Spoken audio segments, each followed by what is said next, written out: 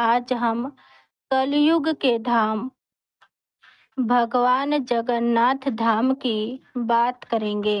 जो भी मनुष्य रथ के ऊपर बैठे हुए भगवान जगन्नाथ जी के दर्शन करता है उसका पुनर्जन्म नहीं होता है। नाथों के नाथ भगवान जगन्नाथ जी अन्य देवताओं से भिन्न है। वे हमारे बीच इसी धरती पर रहते हैं, हमारे जैसे भोजन करते हैं, सोते हैं और विश्राम भी करते हैं।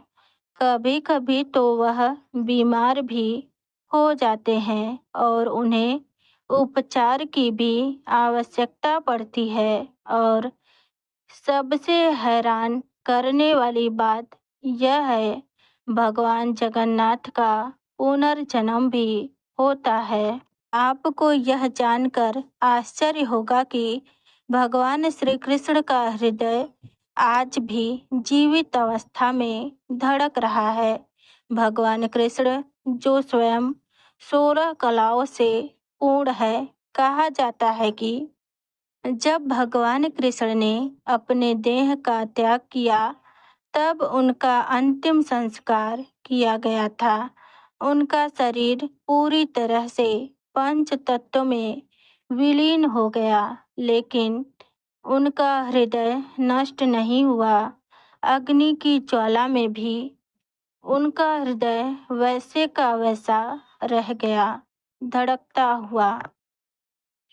इस चमत्कार ने भगवान जगन्नाथ के मंदिर को और विशेष बना दिया, क्योंकि भगवान श्री कृष्ण का यह हृदय आज भी जगन्नाथपुरी में संरक्षित है।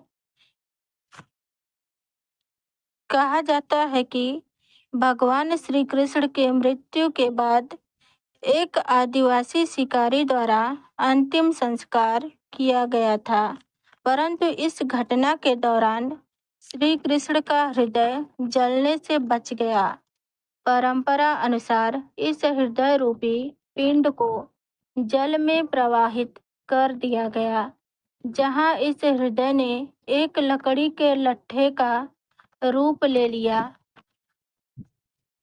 इस पवित्र लट्ठे को भगवान जगन्नाथ के भक्त राजा इंद्रद्युम्न ने पाया और उन्होंने भगवान विश्वकर्मा के हाथों इसे भगवान जगन्नाथ के मूर्ति के भीतर स्थापित करवा दिया।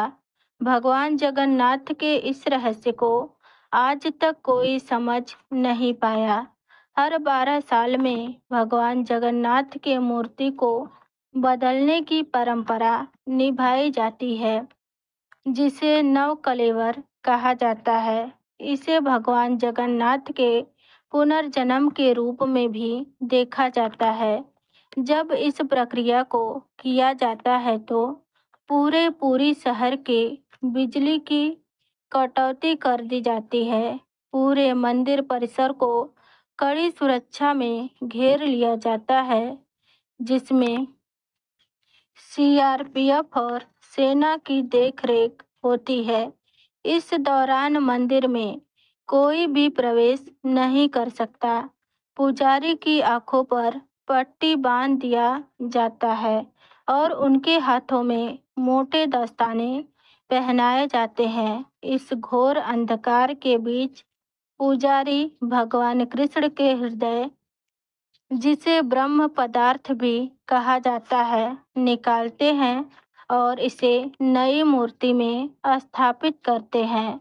यहाँ तक कि ब्रह्म पदार्थ को बदलने वाले पुजारी भी यह नहीं जानते कि वे किस चीज को स्पर्श कर रहे हैं, लेकिन वे इतना जरूर कहते हैं कि ये पदार्थ किसी जीवित प्राणी की तरह उछलता है।